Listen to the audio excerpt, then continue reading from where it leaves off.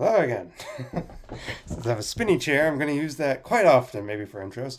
It's my new artwork by Nuka Senpai, who made this pure picture saw from Ruby years ago. I've always loved that picture, so I finally got it. So, all right, moving on. Hello, my name is Brandon Wheeler. I have a straw in my mouth because I need something in order to bite down on because I was in the military, had like heat stroke or something happen. I'm like without it. So, weird thing, moving on. Okay, so the other day I posted a Warhammer video of me talking about how I played Warhammer, or I got to play Warhammer for the first time. I had like 20 views, that's fine. And then around 5 o'clock on Friday, it exploded in views. And as of the uploading of this video, it has like over 370,000, not 300, over 370 views, which is just like, that's a lot of views to get in a short amount of time. Because it had 20 views like 5 p.m. and then over 260 by 10, and it was like, where'd all this come from? So, seemingly people like having me talk about Warhammer, so sure. Would I like to show me playing it one day? I will try, but until that time, until I get cameras, whatever else, until I get better, this is going to be how I'm going to do it. I don't know if I'll describe every single video game I'll play like this, unless you'd like me doing that. If you want me to describe every time I play, put it in video form, sure, I'll do it. But how shall I title it? Like Warhammer Recap? I don't know, my Warhammer Recap of the day or something maybe? But this time, it's not just another video where I talk about the day. I did something different for the battle today. It's my second battle ever, but first team battle. A 2 versus 2 battle, as you can see with these pictures here. These I took at Hobbytown, USA, and because of that, Hobbytown, USA is located in Georgia, Kennesaw, Georgia. If you ever want to go by, they got different Warhammer stuff and a whole bunch of other hobbies if you're interested. But these are the pictures from the battleground. I took today. It has I showed like kind of the scenic setup that we had and everything. It was an arranged match. We didn't know if we want to do 1 versus 1, but it was like, all right, we'll do 2 versus 2. It was my Raptor Raven Guard inspired homebrew, the Autumn Brigade, with a Salamander group versus 2 armies of Tyranids. And if you saw what that was from the other video, how hard a time I had with that other thing, oh boy, now there's 2 of those things on the table, plus a whole bunch of other Tyranid stuff that is just like, oh boy, now we're going to learn how this is. Before I get into what happened, I have to bring it up on my phone, because I do keep track of how everything went, because I like doing that. Friday, because I was trying to check out some other places and everything, it was on my list, but I actually finally got on my Jump Pack Intercessors. I bought them yesterday, and I paid them last night and this morning. This is kind of what they look like. I made the sword kind of purple. I added the orange to the vesture and to the head. Kind of, I do fall colors for my thing, and brown to the belt and stuff. So that's just basically how Jump Pack Intercessors look. All right, good. So it's good to add those to Cavern Shriek, but I'm still looking for a chaplain with things. Okay, so it's still about 1250 point battle. Let's see. Round 1, we got to deploy first, but they got to go first, which was not good. I did do something better with my infiltrators this time. I actually did try to put them directly on an objective, which was good. His salamanders, he had 1 razorback, and that's what he put in the middle. And I tried to put my impulsor in the dreadnought on the left-hand side to try to go after the objective over there. And he mostly had his whole army to the side to try to support the right flank. I had the Stern Guard on a objective that was on our side, and the Stern Guard would basically stay there the entire game. It's kind of like what I like doing Stern Guard. They stay in a spot. But I'll get to talking about ideas and stuff later. First, he had his, there's 2 different like Tyrannosaurus things and a whole bunch of other bugs and stuff I could have took better pictures of. But again, similar point setup where 4 corners or, cross type way, 5 points apiece, and the one in the middle is 10 points. When we play mission cards, we're playing, with stuff this. It was round one. Oh gosh, let me get into it. Alrighty. Not good. So, he's able to put the Gene Stealers over on the objective, and so my infiltrators can't necessarily get it, so I'm trying to go up there to get it. And the Salamanders kind of stay back. It's mostly just, round one because we're not close enough. He gets a little bit closer and closer. He's able to make a shot at the Razorback and knocks off like 6 damage of it. And another thing off my Dreadnought knocks off like 4 damage of mine. I was just like, oh boy. It was like not good with that type thing. And he, of course, captures one objective with his army. So I have to try to go quick to try to grab it. So round one on our turn, I moved the scouts up to the center to try to start playing for that objective. Infiltrators are able to get up onto the right-hand side objective. And my infiltrators, they challenged the Gene Stealers, or cultists, whatever you call them, on that side. They don't take the objective, but we are able to hold it. Like, because we have more guys, we're able to take it, and he kills, I think, one of my infiltrators, so I'm still good. So because I have more models in OC, I cover it. And he takes, I think, a shot at this middle kind of creature, and it makes 1 wound, and that's about all he can do with a Razorback. I move the Impulsor and my Dreadnought out of the way of cover. I'm going to play this for now. I've learned this, if nothing else. Especially with the big stuff. Don't start off right out there in the middle out of nowhere. Be behind something, because they can hit everything. Unless they can see you. So I moved him to the side. That way he couldn't really shoot at me. I tried to get the Impulsor a little bit closer. I should have put the Infernus Marines out and put them, like, start going into the building so they can start challenging for, the objective. That would have made a difference, but I didn't. I want to hold them in because I thought I could do something more with the Impulsor. No, I couldn't. But this middle creature, the Tyranids, that the other gentleman had, it's a beast type thing. It's like every time you wound it, it gets stronger, and when it goes after the objective, it gets like 10 OC, and it's like the only way to take the objective is to kill it. And it is, when you wound it, it gets stronger, and it's just like, yeah, I don't have an answer for that. Like, most of their stuff is just like, because it's within the list, it's just very powerful, and I didn't have my ideas for what I could do with that. And I was just like, man, I'm struggling here. So round one, couldn't really do much. Points at the end of round one was 20 to 5.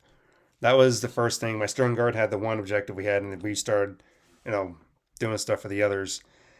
Then he got that thing up to the top of the middle of the objective, and that's where it would stay. My scouts would get there, but not, because they're still too low, couldn't necessarily go for the objective, so couldn't go for them or anything. I should have charged it.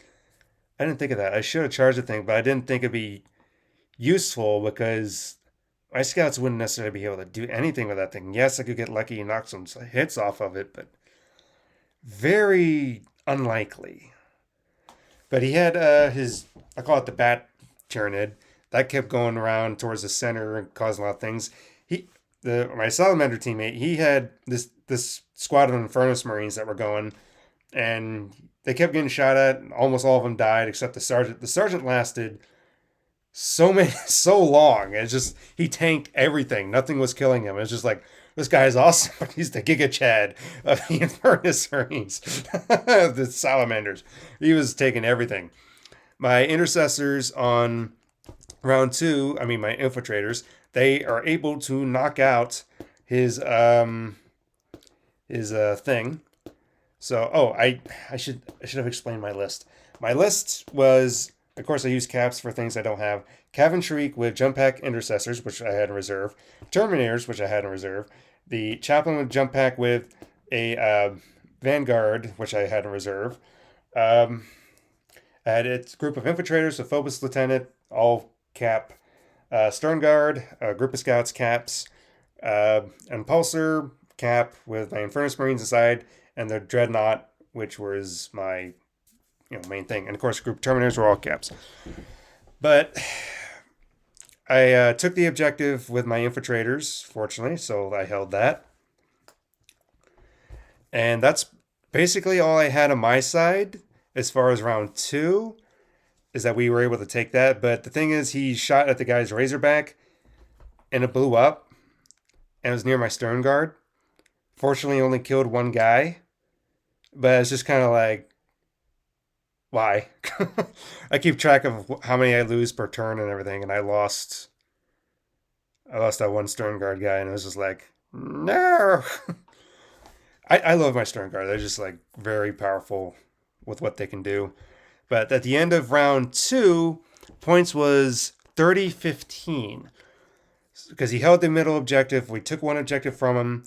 I should have done something on the left-hand side to put the Infernus more in, but I didn't. Round three, all the heavy stuff of their things are going more on the right-hand side, starting to challenge for that objective again on the side. And it's just become start of a bloodbath, and everything on the right-hand side is going after everything. Let me tell you how many people died on round three. Shall I? Oh, goodness. This is going to be bad. But...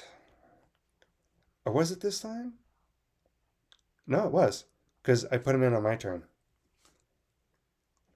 No, it was round two. Okay, so...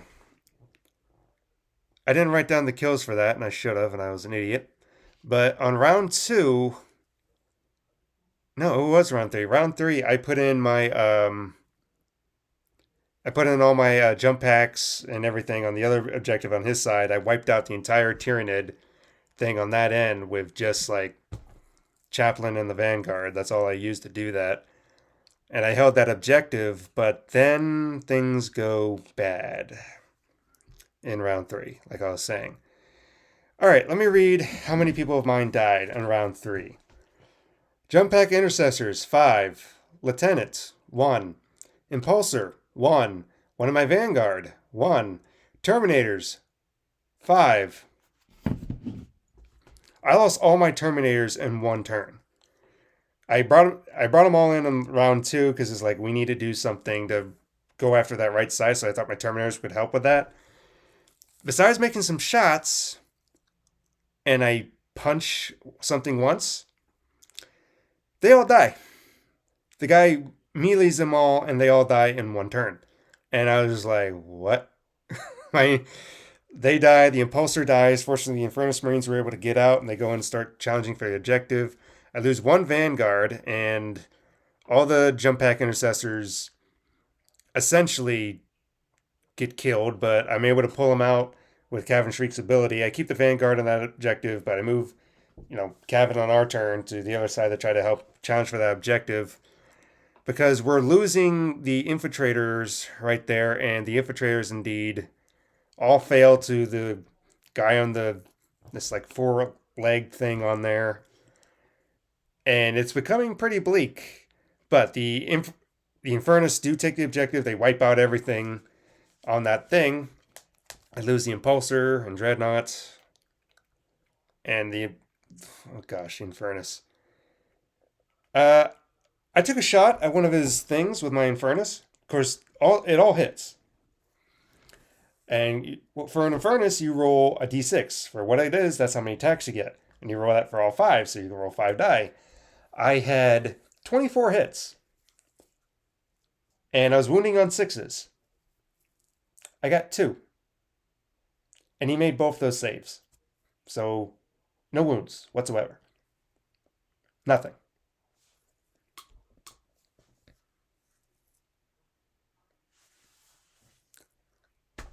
That was bad. It was really bad. Um, it was it was terrible. But it the scouts also get punched. It's where am I at? It's yeah, the scouts get punched, and at this point I see I make some mistakes because I on my list because it's like yeah, I'm not keeping track of the list that well, and I think I know why. End of round 3, the score was 55-40, but he on their turn, they're able to take back that objective that I stole from them on the right, and they're challenging for my stern guard one on the end. They wipe out almost all my stern guard with that winged tyrant guy, and my last guy, my sergeant, with his power fist, punches him in the face, knocks him out, killing him. Because I wounded him pretty good, and he had his Terminators wounding him pretty good. But two things I noticed on his side and the Salamanders, he had two different units that I thought were interesting. I always thought about the Apothecary being able to bring something back. I like that. I think I might include that next time. But also the Hellblasters. Like before they die, they can make a final shot, and it's just like, I think I like that. So that might be something I include with maybe a bigger list or so in the future. But at this point, things are desperate, and I make the decision that point wise, it is probably now impossible to do anything because he wipes out my Vanguard. I only have the Chaplain there left, and it's not looking good. I have like one shot to try to take an objective with Cavan Shriek and his guys. His guys are challenging for the objective, but they can't take hold of it because his OC is 3, and there's only 2 guys left of his there. So I try to charge in with Cavan Shriek, make one last charge. I fail it, reroll for a command reroll. I don't make it. So he holds on the objective, and without that, in round 4, after almost 3.5 hours of playing, it just became. I charged the thing with a Chaplain just because, like, he's gonna go out fighting. It just became very much pointless towards the end. So I called it. It's like, I gotta go, guys. And time wise, I'm hurting my feet. This is the longest time I've played. So 3.5 hours. Final score: Tyranids 75, the Space Marine Green Soldier United Army 50. So, unfortunately, that was my first loss, first team loss, and first loss overall general. So, but I did learn some things. Staying by cover is good. Hellblasters might be something to look at. The Apothecary, definitely. His stuff, he had some different units, I guess, because Salamander things or whatever, but his stuff, were able to do better on melee against these big things than what my stuff were able to do. I know looking up, that's why I've been including them. I've included scouts in my list, but these 2 times I've had scouts, they've not done anything. Except, yes, I've been able to get to the objective, but shooting wise, I've not done anything with them yet. And it just almost makes me look like, are they really worth it? Like, it makes me think, I don't know if I want to play with scouts, because it's just like, maybe for a 1,000-point list, yes. But right now, it just kind of seems almost with a 1,000-point list. I need stuff that's beefier or whatever, but I'm trying to make it smaller, and I don't know how to do that. But I don't know if scouts are worth it per se. At the moment, I'm not sure scouts are my thing. But also, I need beefier stuff. So I'm already planning on, like, if I do a 2,000-point list, including a repulsor or repulsor executioner, probably a repulsor, because it's like, even though it's less points, it has more better stuff. Not as many weapons, but better stuff when it comes to trying to handle big stuff like what he has, and has the same toughness and strength as what those things have. So I'd be, mano y mano with what we're going for, and I think that's what I'm going to be looking at, probably trying to get in the future is repulsor. So I got to invest in the tank. I did feel I used the infiltrators a lot better this time in trying to challenge for the objective. It's just that because he could go first and the deployment stuff they were able to put on the objective before I could put my infiltrators over there. So it's just kind of like, it kind of became, ah, man, that sucks. But once again, I had fun, a lot of fun, and I want to highlight a couple things out of game. One, one of the Tyranid gentlemen, when I went to the bathroom and came back, he said he accidentally, when he was leaning over the table, his shirt got caught on one of my Vanguard chain swords, and the hand broke off. And he felt real bad about it. He's like, I'll take full responsibility. I'm sorry. I'm like, it just goes back on with super glue because I super glued everything. I went and asked the hobby guys, who run the place, the workers. They said, "You got super glue?" They said, "Yeah." Took it, glued it back on, all good. So I don't do cement stuff because if I want to break things off, I read that if you freeze everything, it can break off more easily. And I have done that once before to replace, like put on a different weapon on one. So I think I like doing that better. Super glue is a much better kind of option for at least what I want to do. Thing is, it makes my hands all sticky. Like I was helping my brother build his Razorback earlier. Still not done with it, but my fingers are all thingamajig. So jump pack stuff is awesome for me, but okay, back to what I also want to highlight. The gentleman also had his daughter with him. He brought his daughter along. He said, "Oh yeah, but she's not as interested in this stuff compared to her other sister is." I'm like, "Oh, okay." But kind of a family thing. This guy was so happy to play with other people because he said he's just mostly played with family, for a long time. He's been hoping and wanting to play with people, and this is the first time he's actually gotten to get it. Like he waited till after, he worked long hours, and then after work, after sleeping, he finally came here, and he was so happy to be able to play with people. He loved every second of it, to being able to have that time with everyone. I was just like, seeing that, I was just like, that's good. And even at the other tables, it was so busy. Like one guy said, this is the busiest I've seen it in a long time. Place was bustling with people trying to play. There's dudes trying to play with, trying to wait for, like, hey, does anyone want to play or whatever? Trying to wait for turns. There was even people just watching the games and stuff. Like there's an older gentleman who was watching another game that was playing when we got there. He said he does like the Napoleonic War type of tabletop stuff. And I know of the Civil War and the World War II things, they sell stuff like that. And I think I've seen some stuff in Napoleonic, but I said, oh, okay. And he's like, yeah, we can put like 300 models on the table at once. I'm like, 300 models? Goodness. And it's just like, wow. But I mean, thinking Napoleonic Wars is like, you're actually playing Napoleonic War, but I'm thinking the Civil War, which if I did something else, that would be what I would be interested in. But I was just like, dang, that'd be a lot of models to put out. Probably World War II and everything, but I'm probably just going to stick to one thing at a time because multiple things would be pricey and everything else. So it was definitely a lot. The other table that was playing before us while we were waiting for people to get there, they were having a four-way battles too. It was Necrons and Salamanders, another Salamander group. They're doing 1,000-point list versus Tyranids and Tau. Now I've read how people say Tau are like shoot all day, and I looked at the guy's data card since he had him sitting out there, and I'm like, yeah, I can see why people will say they are shoot happy. I see that now because they're shooting. I was just like, wow, it's like strength 6, strength 8 on a regular type roll, and it's like toughness 3. And his wound is 1. And he's got 6. Gosh. But I was just like, okay. So it was interesting watching that for a while, seeing them. They're going very slow and everything. I mean, but it was interesting just watching that and looking at the models they all had and everything.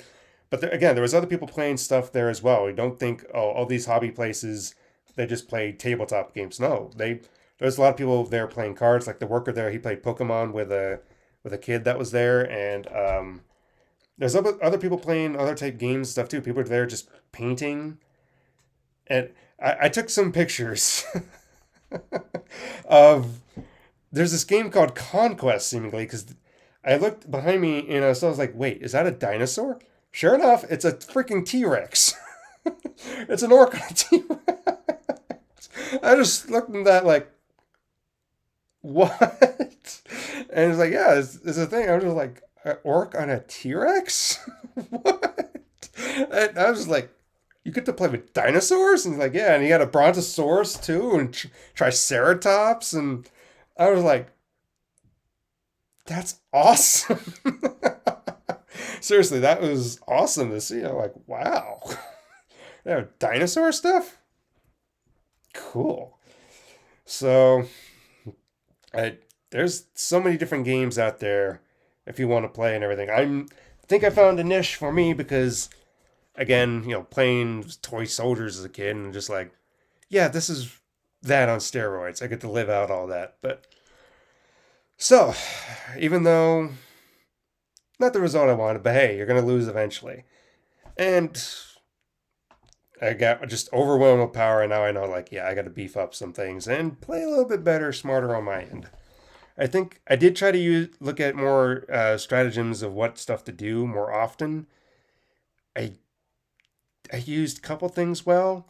I could have done better with the Terminators, absolutely, because I left them out in the open, and I should have been more strategic with that in some ways. I failed on that. I really did. So probably my worst thing today was Terminators not doing stuff that I should have done better with them as far as, everything. But happy with my jump and Infernus and my Stern Guard. My Stern Guard probably my favorite. They are my favorite unit. But Scouts, I don't know if they're worth it for a 1,000 point list. Thing is, I'm trying to find a good amount of what I can have. I mean, what should I do? Just a tactical squad, a whole thing of intercessors? I gotta look at. The good news is that playing with caps, I suppose that if I play with caps and everything, I can kind of feel like how I like the models or whatever, and then instead of actually getting the model and be like, I don't like this. So there's that advantage. But all right, well, leave suggestions for what I should do in the future, what kind of list build I should build for this Raptor, Raven Guard, homebrew type army, which I do want to write the kind of like lore history I have for this kind of thing that I've made up, the Autumn Brigade. So I'll write it up and I'll post that as a thing just so you can see what kind of this lore that I made up for him is. Why not? If you homebrew a chapter or something, okay, why'd you homebrew him? I just like this color. Did you make him any lore or anything? No. Oh, I mean, you could do that too. If you just want to paint him pink, okay, paint him pink. There's no issues with that. No one cares what you write him on the table. For me, I like fall colors. That's why I call them the Autumn Brigade. Purple, orange, and green. Although I must say the brown for paint is probably the prettiest color so far on this stuff. The brown, the way this brown shines. Just look at this. The way it shines just looks so awesome. I'm a terrible painter, and I probably will always be a terrible painter. But that brown looks great. Alrighty, so I don't know. More advice for what to do better on how to strategize for team missions, stuff like that. Could use some advice here. I'm still learning. All you new people, you're learning with me. All you veteran people, give ideas.